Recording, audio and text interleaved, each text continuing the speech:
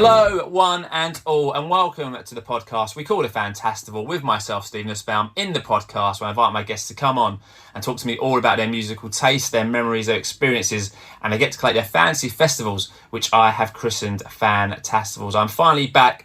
It's been a while. With all the bank holidays over the last couple of weeks, the Fantastival took another break, but we are back. I hope everyone's had a lovely, lovely couple of weeks, and I hope you haven't missed the podcast too much. And we are back with an absolute bang for episode 126 of the Fantastival Podcast. This week, I don't have one guest or two guests or even three guests. I've got four amazing guests to introduce from the superb Electrasy. So let's start it all off. So first up, I'm delighted to be joined by vocalist Ali McKinnell. Ali, welcome to the Fantastival Podcast, mate. How you doing? Very good, thank you. Mate, pleasure to have you on. And I believe you're joining us from the lovely area that is Kent. That's, indeed I am, yeah, the Garden of Eden. All become relevant about locations the more we go into this podcast. Next up, I'm delighted to have joining is Alex Meadows, bass player. Alex, welcome to the Fantastival Podcast. Thank you very much. Great to be here. Slightly more glamorous location, Alex, I think it's fair to say. Steady on. Yeah, well, I'm not in the Garden of Eden. I'm at the top of the Andes, 10 miles north of Bogota, Colombia. As you do. Yeah. Incredible. I used to live in Barnet, if you want some perspective. Barnet couldn't hold him. He's now in Colombia, live on the podcast. Delighted to have you join us, Alex. Next up, all the way from Los Angeles, amazingly, we've got the other guitarist in the band, Nigel Nisbet. Nigel, welcome to the podcast. All right, good morning, whatever it is. Yeah, fantastic, thank you. And last but not least, indeed, he was first to join me on the Zoom call, last to be introduced, is joining me all the way from Wales, I believe, is the other guitarist in the band, Steve Atkins. That's it. Welcome, all of you. Nice to meet you. And I've been in Haverfordwest, Great. which is Pembrokeshire. Great to have you all on the podcast. So having four people from the same band is quite an achievement. I'm delighted to have you all on. So I guess to get started, and obviously there's four of you to talk about, I guess let's just start up with what all your musical journeys and how did it all kind of fall into Electrasy. I guess to start with you, Ali, tell us about how you got into music and how you fell into the band. Yeah, just found myself as a infant, really, loving music, all the usual sort of cliche. Elvis Presley, probably. I know John Wayne wasn't a musical person, but I just all of those sort of, and then it just sort of progressed from there, like parents' taste in music, Roxy Music, dad trying to put status quo on me, God forbid, but anyway. And then sort of discovered as a young teenager, sort of early sort of hip-hop and breakdance, and then that moved in really when I met Steve. That progressed into blues music, which is what he was playing a lot of in kind of like 50s rock and roll, and then that just progresses really. And then obviously the 90s, PJ Harvey, you've got like the grunge scene, and then Britpop, and here we are. That's pretty much it. My sort of journey early on. So yeah, just all through the normal channels that music comes through. I was a big fan of Top of the Pops and just loved, I suppose like pop music, early pop, and then later I think I discovered the sort of classics like the Zeppelins and the Beatles and all the stuff that everybody usually talks about probably came later for me, and still discovering how brilliant all of that sort of music is now. And it's just always followed me around. I love, music's a big part of my life, and that's it really. So I don't know what I'm doing with it. I'll rely on the others for that. But I'll certainly get up. Don't rely on me. Jump around. Yeah, no, I don't rely on Steve, but for much of other things as well. Yeah. But. And what about you, Alex? Were you always a bass player, or did your musical journey start on another instrument that's taken you through to the bass? I did start as a really young kid, sort of with a drum, and my parents had a piano, and then I got into the Beatles, so taught myself how to play the guitar, and was pushed into playing the trumpet at school, and then just ended up on the bass, was like the fifth instrument that I attempted. And it's only got 4 strings. It's dead easy, isn't it? So it was like, oh, this is easy. So I'll do that. So basically that's how I started, and did a degree in music. Was being a professional musician when these guys came calling, looking for a bass player. So that's how I joined the band. It was like they were already, they'd done In Here We Fall demos when I joined the band. So I'm the new boy. The new boy, the latest of the bunch. And what about you, Nigel? Always on the guitar and influences from an early age? No. I'm the reason that Alex is in the band, basically, because I was originally the bass player.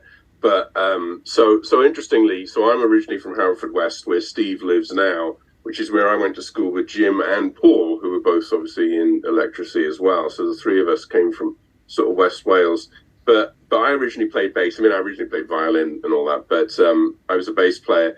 But the big problem was when we played live, especially, I tend to perform at the front of the stage with Ali because I sing all the backing vocals, and the two of us kind of, it's fun. You get into it with the crowd. And basically, Paul got so fed up with my bass playing live because it just used to get so scrappy, right? Because I'm sort of performing with Ali at the front of the stage, that it was just kind of a bit of a mess. And the other thing as well is, writing the songs, you really want sometimes that sort of second guitar just kind of locking things in, which frees Steve up then to kind of become more experimental. So we kind of just, Alex is the new boy. I mean, you've only been in the band, I think, about 20-something years now, Alex. So, it's 24. Yeah. So, just, very, very recent, But yeah, so I originally played bass, and then it's a lot easier when you write the songs and then play the guitar. You can kind of go, all right, here's how this goes, and then everyone kind of work off that, you know what I mean? So it was just kind of a double, and it means that the drummer didn't get too pissed off and I'm just leaping around the stage and playing so badly live. It means that him and Alex can just lock it down at the back. So it was just kind of a win-win, really, and it, definitely helped to shape things going forward, which was great. So yeah, for me and Paul and Jim, when we were growing up, Rush was our band. It's probably the most un-rock and roll, uncoolest thing ever in the world, but we just were massive Rush fans, and I still, Rickenbackers on my say, they're all here, massive Geddy Lee fan, and still have lots of Rickenbacker basses. So yeah, long musical journey, lots of fun, lots of awesomeness, and it's been a fascinating thing. I felt like Rush, from being very uncool, have become cool over the last couple of years. So I was lucky enough to be at the Taylor Hawkins concert last year, and obviously Rush, well, what is left of Rush, the two remaining Rush members obviously played with Dave Grohl, and the crowd went like mental for it. It was fantastic musically. Yeah, I mean, I knew if I waited long enough, it would become cool again. It's just, that's one of those things, it's a bit like my sense of fashion. If I wait long enough, I'm sure it'll come in again. So, Again. Again, yeah, good point, Alex. And what about you, Steve? How did you fall into playing the guitar? I think it was basically in growing up in Dorset, and obviously we didn't have internet or anything, and people would just go to the local pub to watch bands. And we were really lucky to have this pub just down the road from where I lived called the Railway Inn in Yetminster. And it was just like, I was probably like age 13, 14, no, probably like 12, 13. And there was like this guy called Matt Slater who would play there in his own sort of band. Anyway, like years later, I found out he played for like Stackridge, who opened up Glastonbury. And it's like, this was the level of talent that was like turning up at this pub just down the road. And that was like just mega inspiration to like music, really. And that's probably how I basically wanted to play the guitar, watching other people play and having that energy. And also there was one of my best friends at the time lived a few doors away, Mick Taylor, who now does the pedal show on YouTube, which is a really big thing. And so he was playing guitar, and we used to sort of swap chops and stuff, in his living room. I didn't have a guitar at the time, maybe just like some silly little classical guitar. He had an electric guitar, and it was like, oh God, I've got to have one of those. Bit of live work, doing the dishes at home. And Mum and Dad put a bit towards my first guitar, which was a K Stratocaster from Argos, and absolute piece of shit. But I ended up ripping the frets off of it because I got fed up with it, and to make it into a fretless guitar. And that was fun for a while, but got pretty boring and very hard to play in tune, basically with chords. So I think that probably got sent to the dump.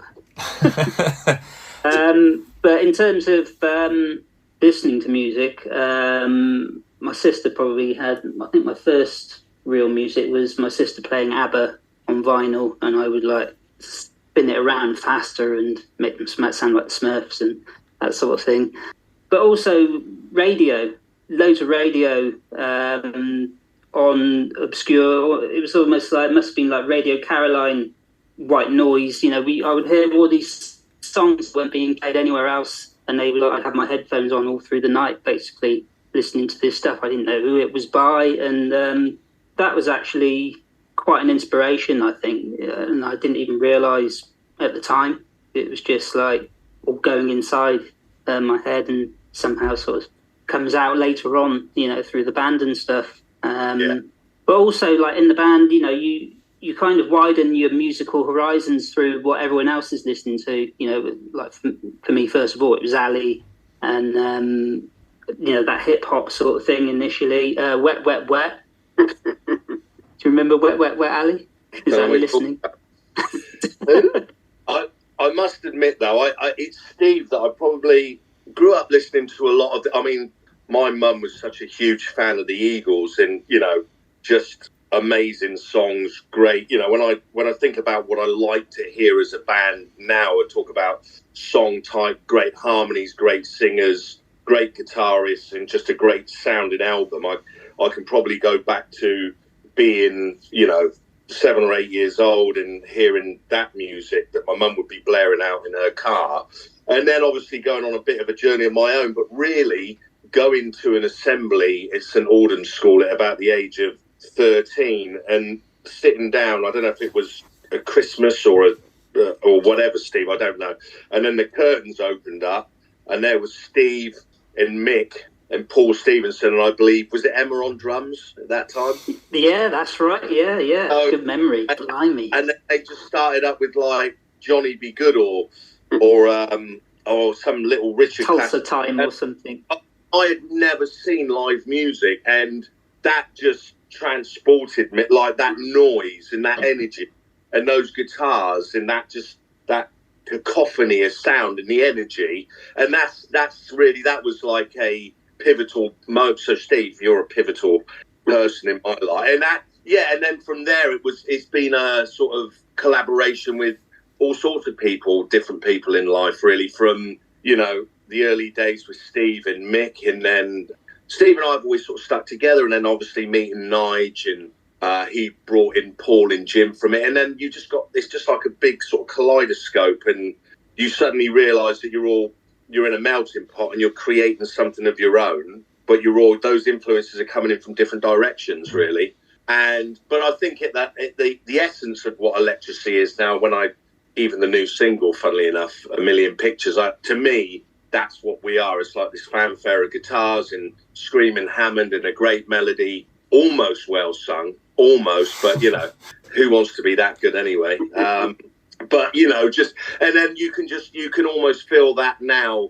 I can hear the band playing that live, you know, and we haven't even been in the same room as each other for God knows how many, 15 years, I don't know, whatever it is. And you just know it's going to be awesome, you know. And that's what it is. Steve was really pivotal for me, and I love the live thing and just the energy of music, and it's never left, really. So I guess going off the backstory, you all came together and obviously had, I'd say, fairly moderate success in the late 90s. Obviously, a few decent albums when you had to be signed to a label to get your music out there. A few charting singles. I mean, I could obviously do like a 4-hour podcast with all of you, because it sounds like you've all got some really exciting and interesting stories to tell. But I guess to try and sum it up, late 90s kind of came and went, and then Electrasy kind of parted to a certain extent. Did you say partied or parted? Both. I think a mixture of the two. We definitely partied, that's for sure. We were on the road a lot. We had a great tour manager. I don't know. It seems all so brief when you look back at it now. There's a book being written about that period and somebody else's sort of experience of coming from where we came from, that part of the West Country, the 80s, the 90s, and the sort of Britpop movement, and then how that transitioned into the 2000s in the dawn of, you know, the real explosion of the internet and digital music. So there's I can't remember where I was going with this. No, it's totally gone. I think what you were kind of saying, Ali, you were saying, like, at the time, right now you look back on it and it feels really brief, but at the time it didn't feel brief at all. I mean, really, because we had some success in the UK, obviously, in the late 90s, but then we went to the States with Cosmic Castaway and stuff in some movies like Renegades, and Renegades was in Monkey Bone, Cosmic Castaway was in Titan AE. So we toured heavily in the States, and it really wasn't until 2002 that everything for us kind of started to wind down as whatever. It's well documented in many places, but just second record company collapsed on us with Arista kicking out Clive Davis. And just, it wasn't, to be honest, we never split up as a band. I mean, we just suddenly we found ourselves on 4 different continents and no record company. And you're faced with a choice, right? Either you all move back into the same apartment that you once lived in London, which just wasn't going to happen at that point because Jim's in Australia, I'm in LA, or you just kind of go, well, I guess we got to kind of do something else, which we did. But then, of course, more recently, then technology has suddenly allowed us to kind of basically do it all again and not be in the same room, which has been phenomenal. So we partied, no, never. And really, it was we were just waiting for technology. Like I said, if we just wait long enough, stuff will kind of come around. Right? So basically, technology caught up to us, and now we've been able to function again. It's a funny thing, though, with the technology thing, is that, even though, we're living thousands of miles apart, it's still, because we did all that stuff early on in the same room, it's that distance is irrelevant. Yeah. Because you're tracking, and it's you're hearing what everyone else is playing through the technology. On individual tracks, I've got Nigel's guitar. I can change volumes up and down because Nigel send through all the tracks. Ali's vocal, so I've got full control over that. And then you feel like you're in the same room with them. Mm. It's that good, But I think you only get that feeling because we did it back in the day so much, and it feels like you've still got that very strong connection as a band, even though we're miles apart. I'd just like to say, at this point, I'm going to leave the band right now. Okay? Winning again. So we did part in 2023, but only so I could go swimming with my daughter. There we go. That's how rock and roll I am. So I'll see you all later. Swimming.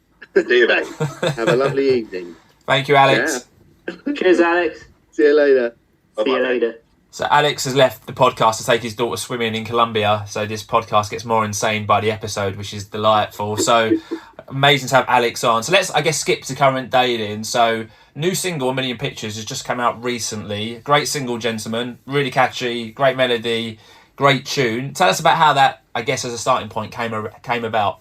I guess I'll kick off and then everyone kind of leap in. So, I mean, I think it's obviously it is the first single, but I think more importantly is just the fact that we actually put out an album, what was it, about 2 years or so ago, which was kind of like a, hey, what about all these bits that we never quite finished or unreleased B-sides?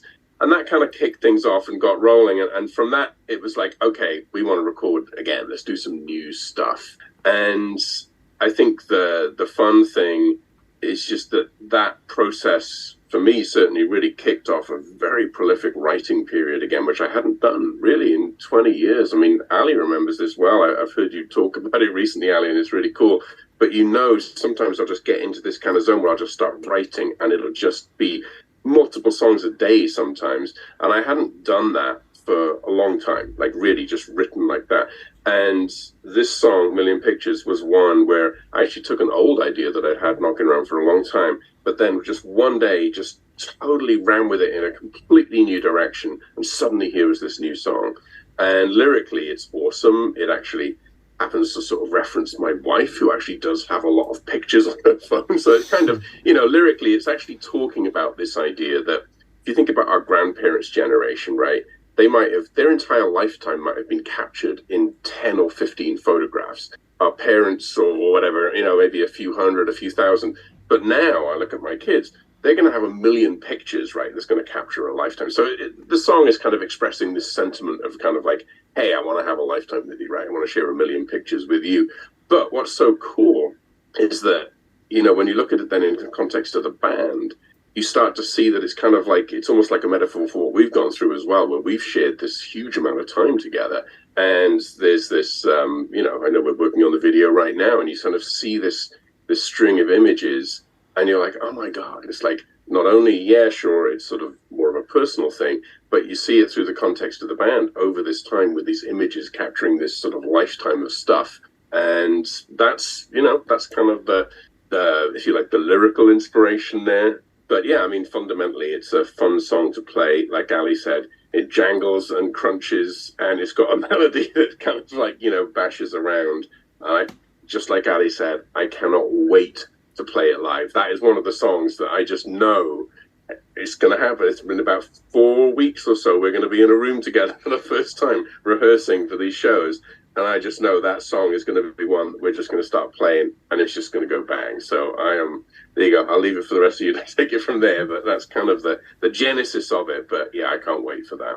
And I guess, guys, how are you feeling about the show? So you've got 2 shows lined up. Thursday the 22nd of June at the Frog and Fiddle. I think Nigel Clark's playing with you for that one, or is supporting this, who's been on this podcast before. Obviously, he's got an amazing repertoire of songs. And then the day after, you're coming to London, the Big Smoke, Friday 23rd of June at the Prolific 100 Club, which is a amazing venue, very historic, and supported by City Lights, who are another great band. How are you feeling about that? Because I didn't realise how split you all were, and I didn't realise you hadn't seen each other or been in the same room for that amount of time. So I imagine it's like a mixture of excitement, nerves, anticipation. Tell us, I guess, how you're feeling about the live gigs. I can't personally wait. I think some, to begin with, a little bit of trepidation. It's one thing, to be honest, I think I got a little bit sort of, you know, a couple of months ago, there was some talk of doing maybe an acoustic thing over here for a radio station, and Steve had contact, would you be up for doing a couple of 3 songs? And I was like, yeah, we'd do that.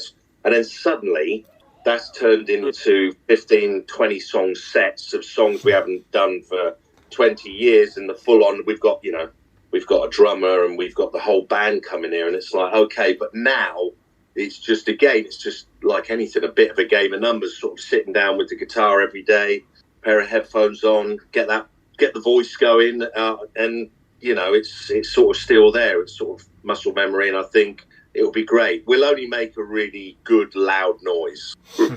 Yeah, I can't wait. It's just, you know, it's going to be so much fun to hear it. And I think the fun thing is we're doing, you know, all the sort of old songs, all the sort of the big ones, but we're doing some of the new ones as well. And I think for us, playing live has always been a massive part of what the band has been about, right? It's just always been a big thing for us. That energy, that live energy has always been an amazing thing.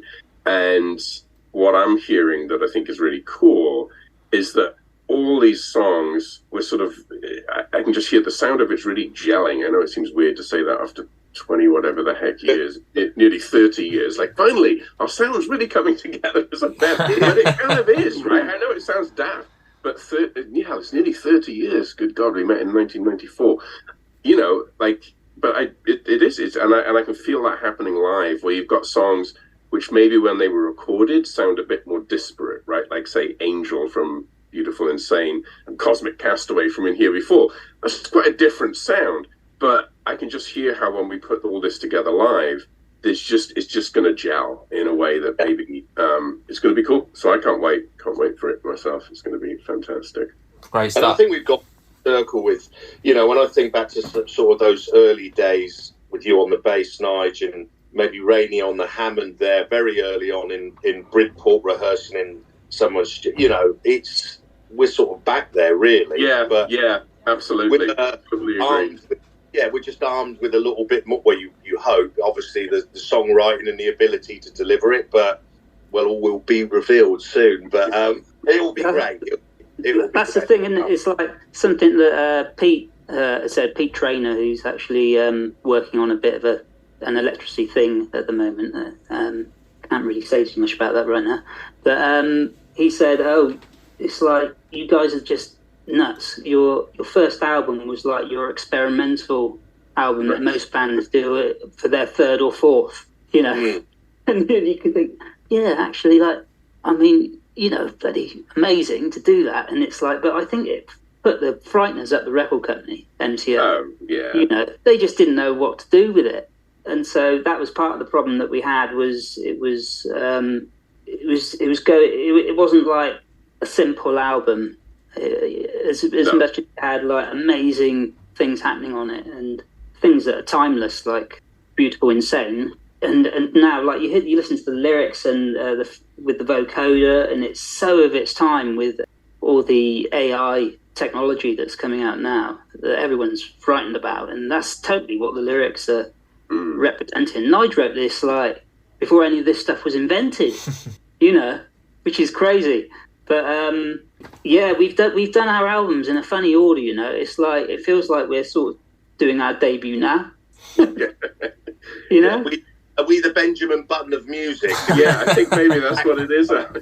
Yeah. We've gone from highly experimental to, obviously right now we've just got the one single that's come out, but when this whole album comes out, I do think it's our most cohesive sounding record to date. It really is, you know, and it's weird how we've gone from something that you can probably get a real handle on this record and go like, oh, okay, I kind of get what Electrasy are doing. And our debut album was like wildly out there with, you know, like Today's the Day probably being the epitome of that, where you've got SK1 sampler in the verse with the drums recorded down a fifth and then sped back. You know, that was the chorus. That the whole band was recorded slower and then sped up, or was it recorded fast and slowed down? I can't even remember. Whatever, it was like recorded, and I remember playing with one bit of guitar to sort of link these two sections together, and it just had to be done by hand because there was no other way of putting it, you know, so it just hopefully had to get the timing right, and we had to have a few attempts at that. And that was our first album. It was like this weirdly experimental thing, for, you know, various reasons, whatever. It just is. It's just we were into it. It was exciting. We were spending a long time recording that album. It was I mean, how long was it? Was it like 6 months or? I don't know, something like that. Yeah. Which is like, and you look at what we're doing. Like, Wired for Dreaming, the third album, was like, I was looking at my little diary, and it was like, shit, we did like the bulk of that in like 2 weeks. Yeah, right. Yeah. And then there were we've definitely gone back, because I think you're right, Ali. We are the Benjamin Button of bands. That's exactly By the time you get on that stage at 100 Club, you'll be just like some 10-year-old children lining up, and people will be like, what's going on here? So those gigs, right, tickets are still available, I'm guessing, I'm presuming. So if anyone wants to get a ticket, links can be found on your social media pages or on any kind of good ticketing website. So get yourself along to that. That's going to be an absolute 2 amazing nights of music. And like I said before, you've got a new album coming out, To the Other Side, that comes out in July. You guys must be really excited about that, and obviously putting out an album of new material, like you said. Yeah, for me, just like can't wait. I think it's how it's come about as well, and the technology thing. And you know, I did an interview last week, and you know, the guy had no idea. He'd heard a million pictures, and when I told him that we hadn't been in the same room together for some 20 years, you could tell he just couldn't quite get his head round that. You know, we've done a whole album, and really, you know, thanks to Nigel and his sort of, you know, he spent probably this dormant period we've had over the last sort of decade and a half. He's been honing his skills as a production factor, and so that's come in. So you've got the songwriting angle, and then obviously once you start, I mean, I jumped on board pretty early, and then really it all just sort of came in behind that. So yeah, I mean, the result's great. I'm really proud of what the band's achieved with the new record. I can't wait for people to hear it. I think what's really fascinating as well, and it's slightly sort of an ironic twist, in some ways, of course, it was technology that was very responsible for the fact that we had to break up, basically, because of the whole downloading thing. The music industry just fell apart. We were very much a victim of that time period, right, where Arista were basically internally having a war, basically, about whose fault it was that sales were down 50%. And, you know, all the record companies at that point just couldn't, get their heads around what was going on. So very much we were a bit of a victim of that time as the technology advanced. But then, of course, now we're kind of then, if you like, a beneficiary of the technology. As what's happened now over the last decade or so. Like Ali said, I mean, I'm sitting here right now. I know you can see the guitars behind me, but in front of me is a pretty simple studio. I mean, basically, it's a computer and stuff. And it's just unbelievable what you can achieve with that these days. And I think, yeah, it's like the fun thing is, though, to be able to make music that has personality, right? That transcends the technology. It's not like the technology is limiting or sort of a pain. It's like once you get used to it enough, it becomes a tool that you can use to really make that personality leap out. And I think that's what's been so fun about listening to this new album. So yeah, I can't wait for the whole thing to come out as well, because I think Million Pictures is a great song, but then you've got stuff like I Tried, we got this gal who played violin on it, Julia Violinista. She's done a whole lot of Britpop stuff, and she did just an amazing strings kind of track for us, which was like a bed, actually. She plays it like, again, but it's a technology thing, right? She plays, I think, 4 different tracks and layers them all up. And then that was the bed over which I sort of worked then to sort of do this song. So yeah, there's a lot of really cool, exciting stuff on this album, which is going to be very, very fun when that finally hits out there. So not long now. I think, middle of July for the final release of everything. So yeah, get in there. Looking forward to listening to it. So that comes out on July the 15th, I'm led to believe, unless I'm wrong. And obviously you have the gig before that. And I guess a physical release on that. I've obviously went to your Bandcamp and saw you advertising the digital aspect of it, but will there be a physical release as well? We've been sort of chatting about possibility of getting enough pre-orders to do vinyl, which seems probably more feasible than CD to begin with. Or we do a short run of CDs. Not sure, really. It's like, what do you do? We definitely go along. Everyone's streaming.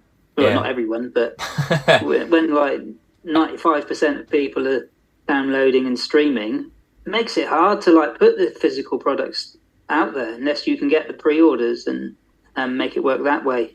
I guess talking about streaming, all your older stuff, or most of your older stuff, is available to stream, right? So all your older stuff can be found if anyone is listening to this interview and hasn't heard of the band and wants to go back and have a listen. All your older stuff can be found on Spotify. You obviously mentioned being on a few soundtracks earlier before, and I think the Cosmic Castaway has got a ludicrous amount of streams because it was on a fairly big soundtrack, or continues to be listened to very widely because of the soundtrack, or partly due to the soundtrack. Cosmic Castaway has been awesome. I mean, what's so interesting about that, not only, so it was on the Titan E soundtrack, as were a lot of other songs, and it gets some plays from that. But what's really fascinating about Cosmic Castaway, it had a life of its own from about 2005, 6 onwards through about 2015. All these people used it, and they used to do these gaming cuts, right? They all these gamers would make cuts of their sort of favorite gaming sequences of them playing stuff, and they'd use that as the background song. So, and there's videos on YouTube with like 1 million streams of like some gamer, you know, like, or they'd make this fan-made videos for Cosmic Castaway. So it had a complete life of its own beyond the movie. It was sort of this real cult sort of thing in this whole gaming world thing, which, to be honest, I had no idea about up until I think I sort of stumbled across this stuff somewhere about 2012 or something, by which time there were already millions of streams on YouTube for this thing. It was just very odd. It was a whole sort of subculture thing that was really interesting. And the crazy thing is like when we finished all of the Arista record company side of stuff and went out to our own countries, it's like YouTube didn't even exist. Yeah, right. You know?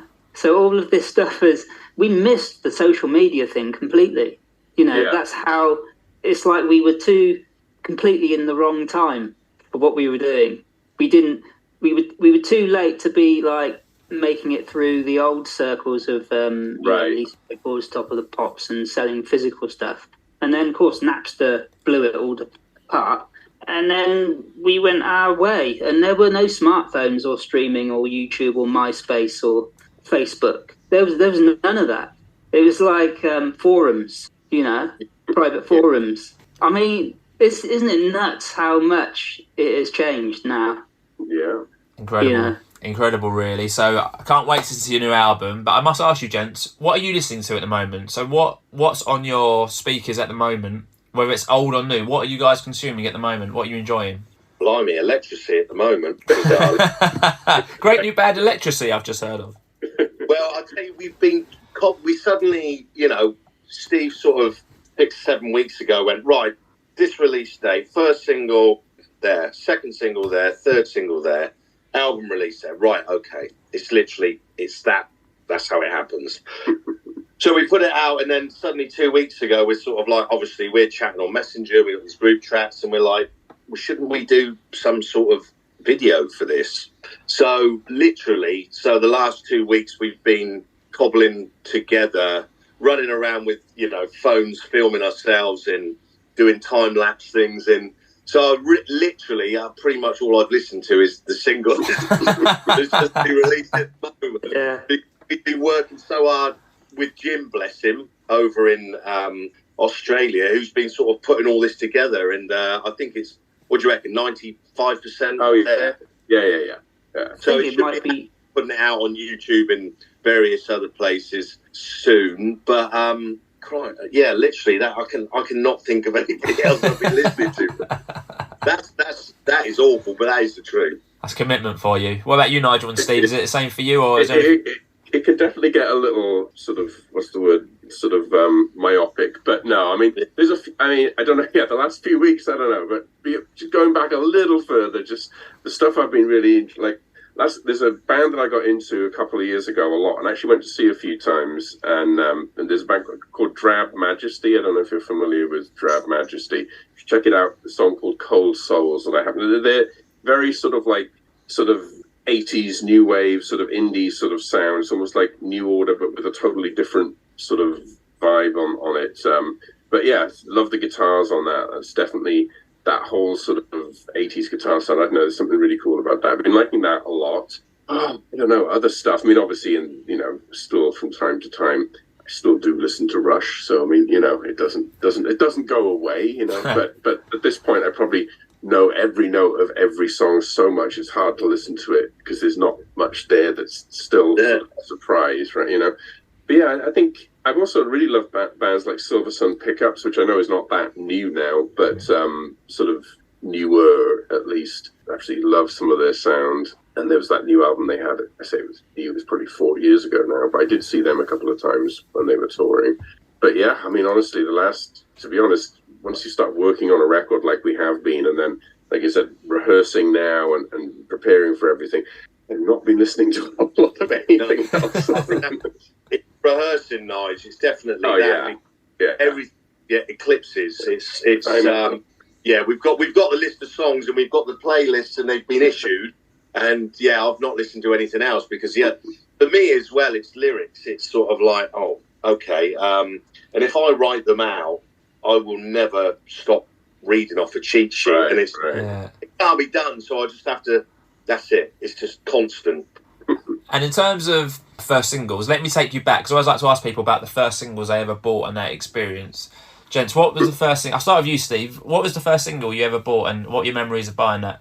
I don't know if I ever bought a single. I remember winning some singles at a school disco, some silly dance competition. Maybe I had the Status Quo move going like a good one, and but they were all crap. It was probably that was in the 80s. So yeah, it's like the DJ just wanted to get rid of all of his singles. So you're never going to play any of that, are you? I was buying albums, to be honest. What was the first album you bought, Steve? Let me take you back into the album. What was the first album you got? It'd be Status Quo. What's the one? Oh, I think it's the one with Rain on it and pictures of Matchstick Men. I can't remember the name of the album, but that was vinyl. And I haven't got my vinyl now. I want it back. Yeah, probably worth a few quid as well, I'd imagine. Probably worth a mint. Oh God, it got played so much. Like that was proper Quo, Those was like 76, so that was released, I think. Wow. And what about you, Nigel? What was the first record that you bought? Remember that? So I only bought one single ever in my life, ever, and it was actually a record that was released by a local band in Haverfordwest, and a bit like Ali. It was a band that came and played at our school and was, for me, a massive pivotal moment, right? Same deal. I was at school, I was probably 12, 13, and this local band from another school came to play at our school, and I saw them on the stage, and the guy had a blue Rickenbacker, which I now have, and that was like I don't know, there was something about that. I was like, oh my God, I want to do that. And they were called X Collector. They were from Milford Haven.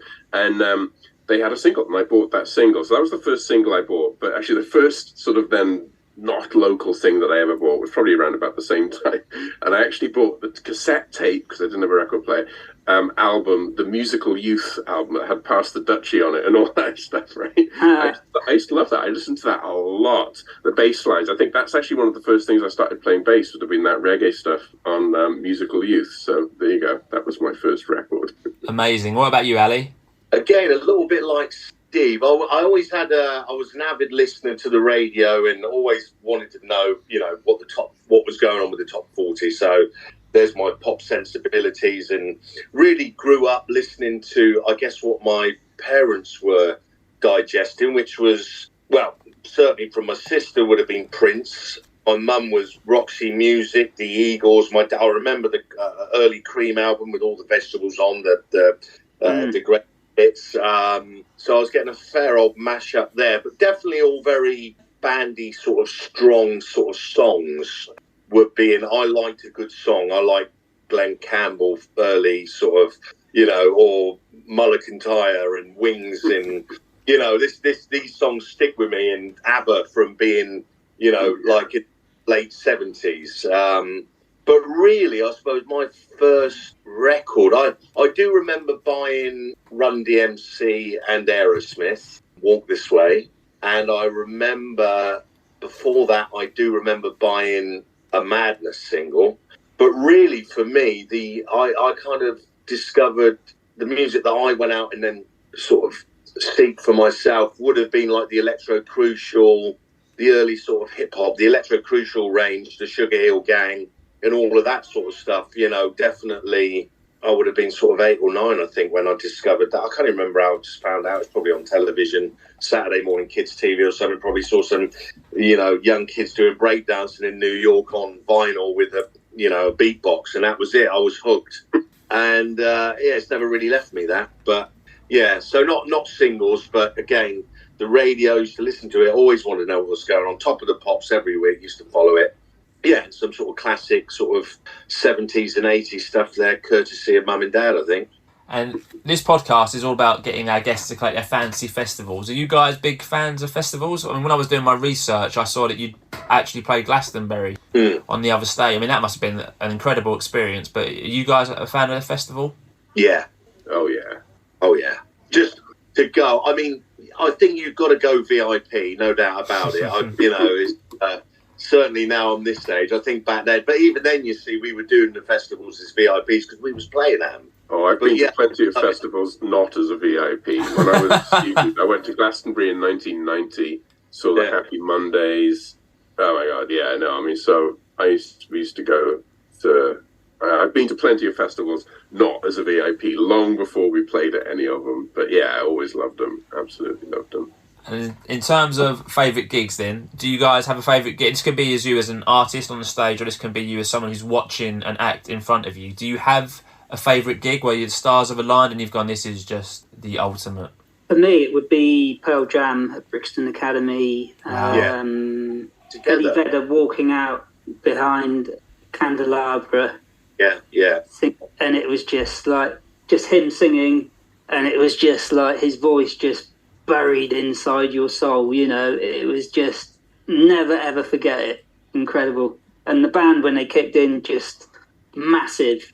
And we went far away from the front, not in the moshy sort of area. But just incredible. Yeah, what a band. Christ. We went and saw, funnily enough, you talk about Nigel Clark playing with us at Cheltenham. We went to, did you come with us to, was it Taunton? It was some sort of gym hall. Can you remember that? Yeah. God knows. That was crazy. That was the 93, and they were basically touring the Dodgy album, first album, and Hammond, big PA. They had this shitty big Mercedes van thing that they probably slept in or tried to sleep with blacked out windows. Just really random gig that was like, it was almost like you didn't need a ticket. You could just walk in through a side door, and it was just the band were there on the stage, and it was all like smoke. Everyone was smoking, and there were lights, massive PA, Hammond blaring out, Telecaster AC30, bosh, you know, Nigel Clark fronting it like, God, you wouldn't believe it. Like, they were fucking amazing. You know, that was inspiring. Like to see live music, you know, played like that. And it's hard to do now. I mean, I think we were in golf with the live. Financially, shit. You know, we were so lucky to see that stuff. We were lucky, I think, being in the West Country there, like you talk about the Railway Inn, but there was such, in Yeovil at the Quicksilver Mail, and then down to Weymouth, sort of Taunton, Exeter, there was such a healthy local live music scene back in sort of like the early 90s. And we were a part of that, and it was just part of your everyday life. You know, you look at the local gig guides, you'd probably be playing a Friday night or a Saturday night or possibly a Sunday night, and we were gigging every week, and there were other bands gigging. You know, if you were playing, you could always go out into Yeovil or Weymouth or somewhere or Taunton and go and see, you know, a pretty good band playing somewhere, whether it was blues or rock or you know, even a bit of sort of soul review, funk and all sorts of stuff. But we were very lucky, I think, in that period, certainly from Weymouth, that there were just lots of musicians around, lots of good musicians, and we're making a living, you know, from just playing. So I think we were lucky from that point of view. I just want to go back to your question for a minute, because there's a couple of interesting things that you talked about, the favourite gig. So I do have, and it's pertinent to what we were just talking about as well, in terms of our favourite gig, in terms of my recollection of the favourite gig we did with the band, that probably would actually be that gig at Glastonbury. One of the things that was so amazing about that was, and I still remember it to this day, so this was, you know, we played there, I think, about a year after Morning Afterglow had been top 20. And, you know, I think we closed the set with Morning Afterglow, and the sun's beginning to come down. And it was the last song. And just hearing all these people singing along with Morning Afterglow was just amazing. Absolutely incredible. It was just one heck of a moment. So that definitely would be one of my favorite. And there were so many great gigs. I mean, God, we did tons of them. They were all so good. But that moment stands out as being a bit special. I mean, also, it's probably the biggest audience we played to, I think. I don't know. I'm not sure, but certainly.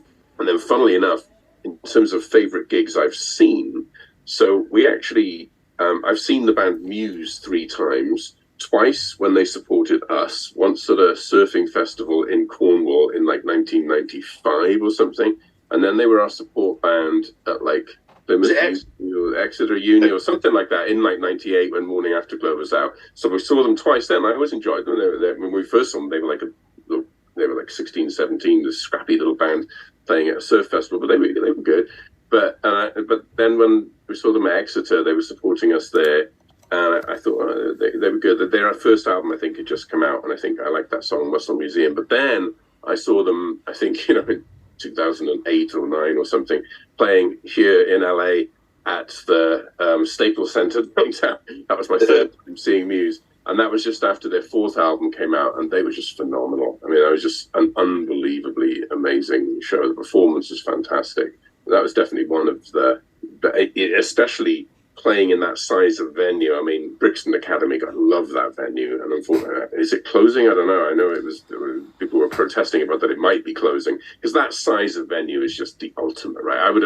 I got to see Rage Against the Machine do a warm-up gig in Oxford with 300 people in a small club, and it was just mind-blowingly amazing, because you don't get to see a band that good and that powerful in that size of venue very often, right? You know, I would have loved to have seen AC/DC back in the day in some small. Can you imagine in a you know, I saw them once at Wembley, and it's like, where are my binoculars? You know, it's just not. It's not much. It's just, I don't know. Just don't enjoy that very much. So for a band like Muse to actually make a place of like 20,000 people actually into a, you know, really good gig, I thought was quite astonishingly good, because it's not an easy thing to do.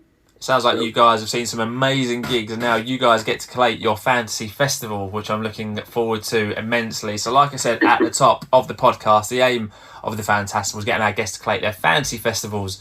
So these gents get to choose any 5 acts and an encore, which all 5 of their acts can play together to end their fantasy festival. So in the last episode of the podcast, I had the marvellous Ronan O'Connor on from the brilliant band Senses, and he created his La Superba Fantasy Festival. In his opening slot, he had Dictator, a new band up and coming from Scotland who are fantastic.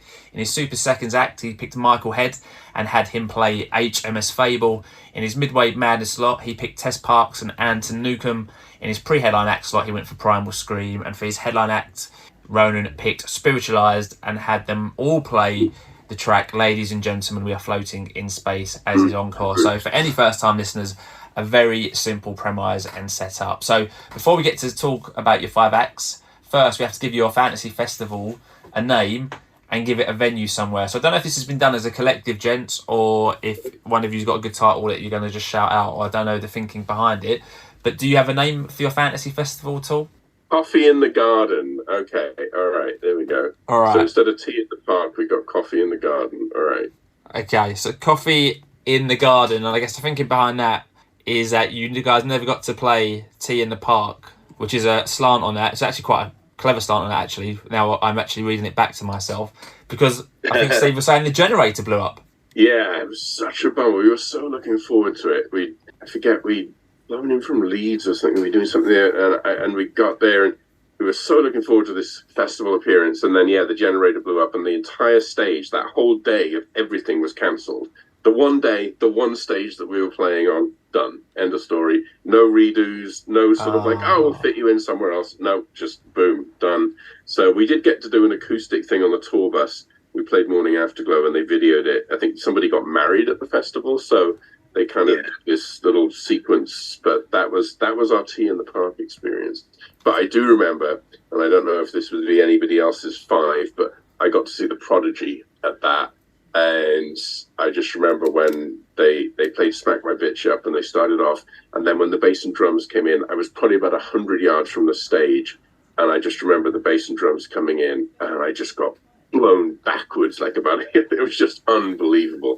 It was just so that was cool. I remember that about Tea in the Park. But Coffee in the Garden. All right, so there you go. We've established a name for the festival. All right, Coffee in the Garden. All right, okay, good. And we can hold Coffee in the Garden anywhere you like. So obviously, Nigel, you're in LA. You've mentioned the Staples Centre. Steve, you mentioned some really old school venues about where you grew up. Lovely, like little tiny gigs. Ali, we can go to wherever you want to go. I can see you're wearing a BST Hyde Park t-shirt. You can take us to Hyde Park if you want. So we can go anywhere in the world, big or small. Gents, anywhere you want a hold Coffee in the Garden? I personally, we toured quite extensively with a band from the West Country called, the name is Root Juice. Oh, Root Juice, yeah. And we just had some really, really rowdy little gig. I remember there was a place, some pub. There's a windswept beach. So I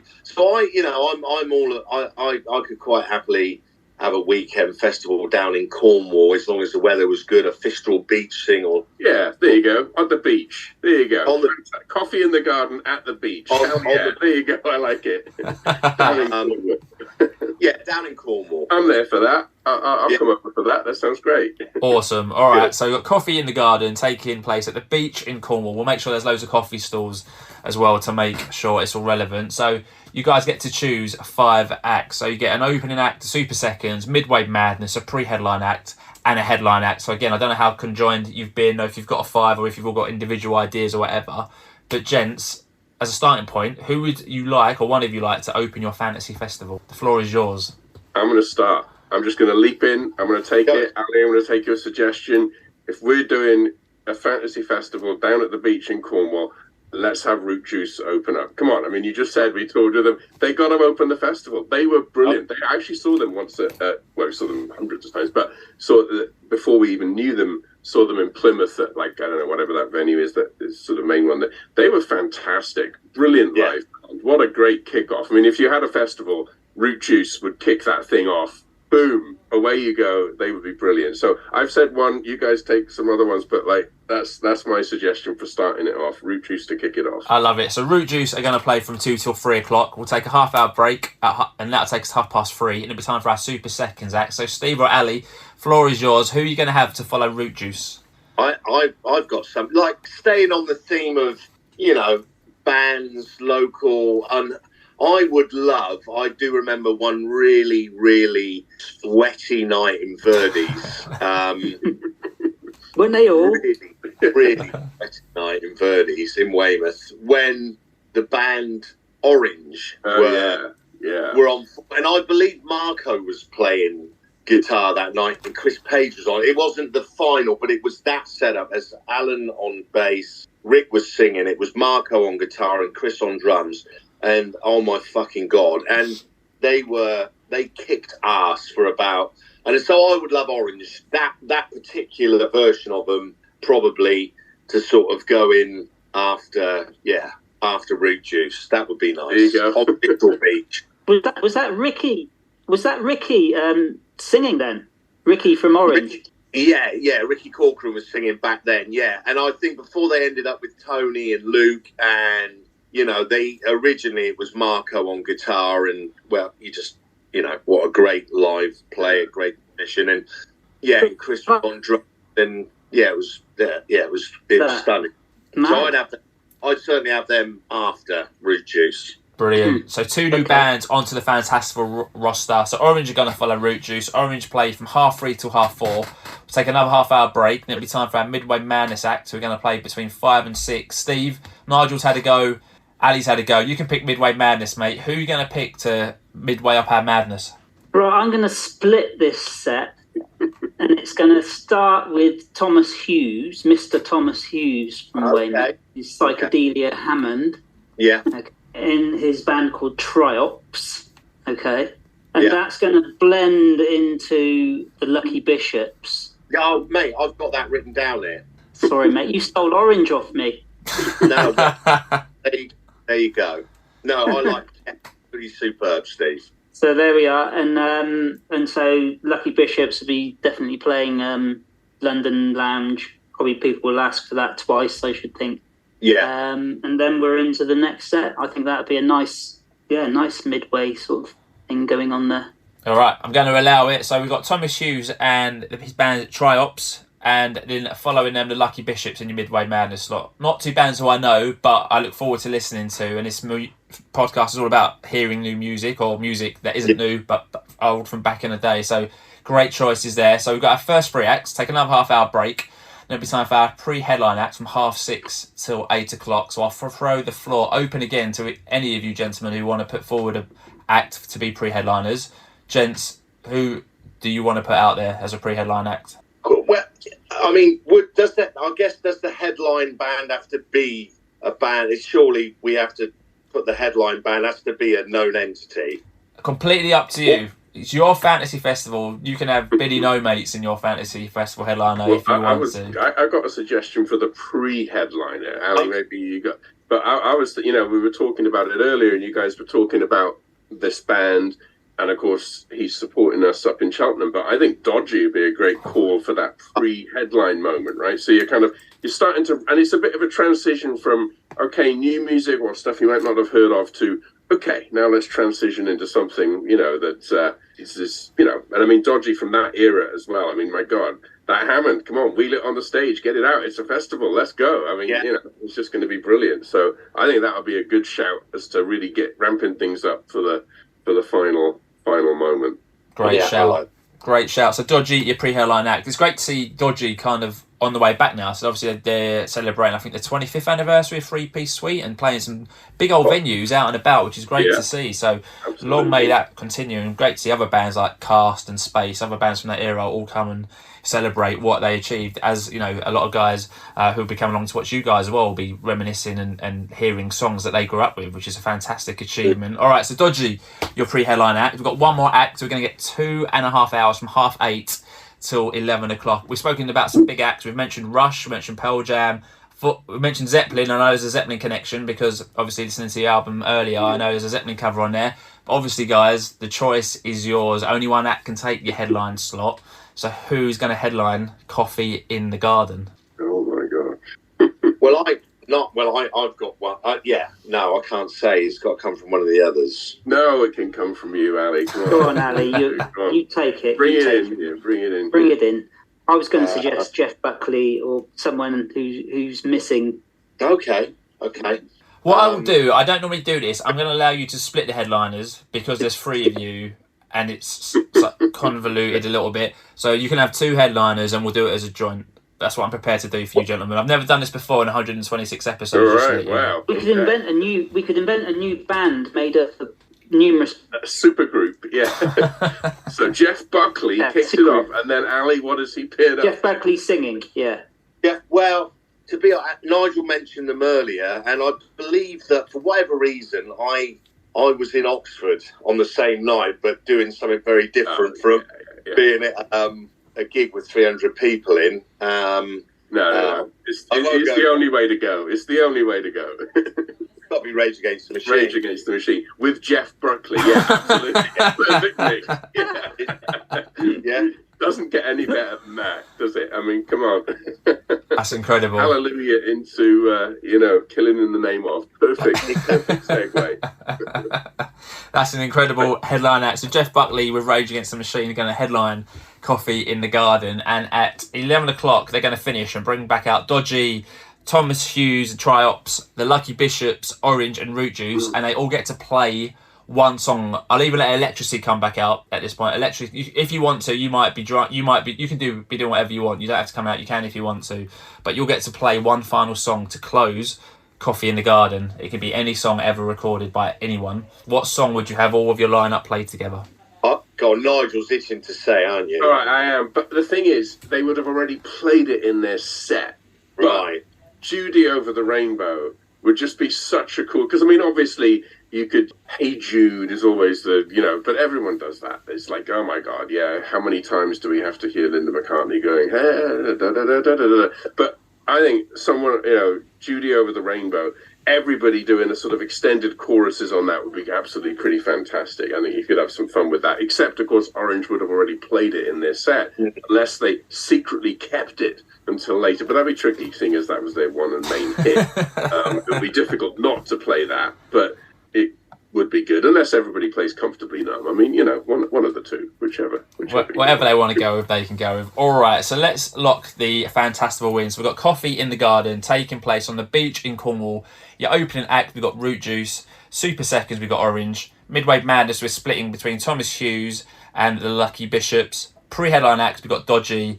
And headlining, we're splitting again as Jeff Buckley will play with Rage Against the Machine.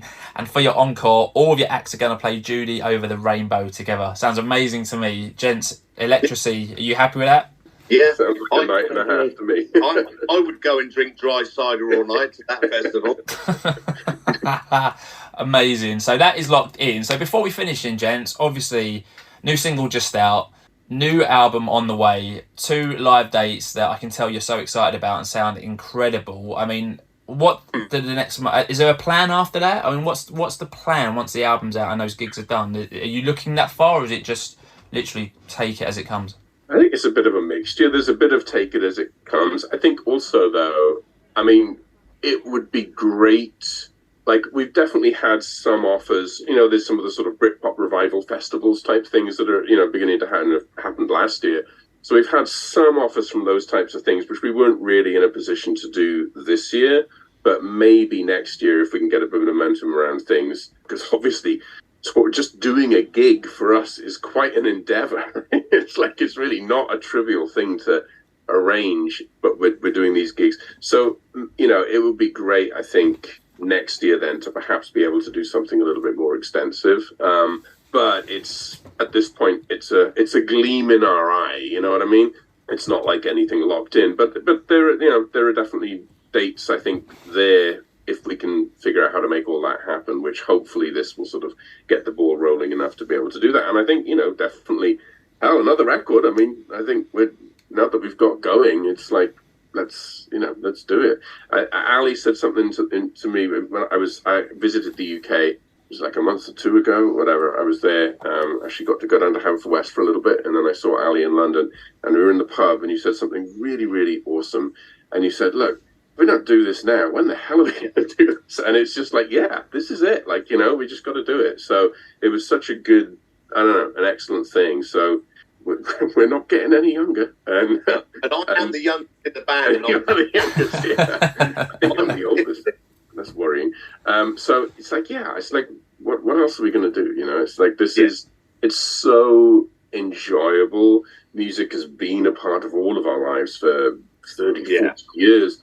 And it hasn't gone away. It's like, it's still just as strong, just as powerful. So, yeah, there's no super plan. We're not encumbered by a record company at this point, and I think encumbered is a good word because they've always been a bit of an encumbrance for us, no matter how you sort of do it. So, there's no sort of super high level plan, but I mean, I think another album and bigger tour. How about that? Simple answer. That'd be great. I mean, we just got to kind of see what it does, So for the meantime, maybe 4 gigs instead of 2. 4 gigs. Let's double the odds. So let's shout about the live gigs in. So Thursday the 22nd of June at the Frog and Fiddle in Cheltenham, right? So that is the first one. And Friday 23rd of June at the 100 Club with City Lights. Both gigs are going to be absolutely amazing, so please make sure to do that. And let's plug the album again, Jen. So back over to you. Let's have one more plug for the new album. Okay, so July the 15th, 2023, we've got, is it our 5th album? Yep, 5th album. Okay, so our 5th album, To the Other Side, will be coming out, and prior to that we've just had a single release now, A Million Pictures. We've got another single coming out next month called Easing Soul. Yeah. And then the month after that we've got another single coming out called I Tried, followed by To the Other Side, and 2 gigs. So and Steve, where do people go for the tickets for the gigs? Oh, just anywhere on social media. Yeah. So I'm glad you mentioned social media. Ask a neighbour. Ask a neighbour. Electrasy.co.uk. But if you look on Spotify, they all have links. All of the like Spotify, Bandcamp, they all have links to the gig. I think you can click on them, and I forget the website that the tickets are going through, but they all have links to those things where you can figure it out. So gents, if anyone wants to keep on top of what is going on Electrasy, they can do so on social media. I believe you're on most social media channels, guys. Let's have a plug and tell us where you can find and follow Electrasy. Nice, that's got to be your... I'll speak, because Steve actually is the... I was going to say, I don't know if social media guru is quite the word, but Steve actually does a lot of this stuff, but given his internet connection at this point, I'm not going to risk it. But at Electrasy on Twitter, then obviously Electrasy on Facebook. We are on Instagram. We probably don't do as much on Instagram as we should do, but Twitter, Facebook, you'll find it all on those sort of places. And at electrasy.co.uk as well, I think. Fantastic stuff. So that is it. Thanks to everyone for listening to the 126th episode of the Fantastival Podcast. And if you've enjoyed this one, please subscribe. You can give the Fantastival Podcast a review on iTunes, or you can rate the show on Spotify. That's very important. So please do either of those if you can do. And like Electrasy, the Fantastival Podcast is also on Twitter, so please make sure to give us a follow at FantastivalP. We're also on TikTok at Fantastival Podcast. I'm still quite getting my head around, and you can also email the podcast at fantastivalpodcast@outlook.com. Unfortunately, on this podcast we don't play any music, but I'll get some tracks from the gents who have joined me tonight. We'll make a nice Spotify playlist of all the acts I've spoken about and throw in some other tunes in there as well. That'll be in the episode description, so just scroll down on the episode and you will find a nice little link there and go and listen to it and find some new bands. So Steve, Nigel, Ali, it's been a pleasure having you all on. How have you found it? It's all about music. You all seem very close and united and very excited about it. It's been a pleasure speaking to you, but how have you found it coming on the podcast? Awesome. Yeah, thoroughly enjoyed it. Thanks for having us, Steve. It's been great.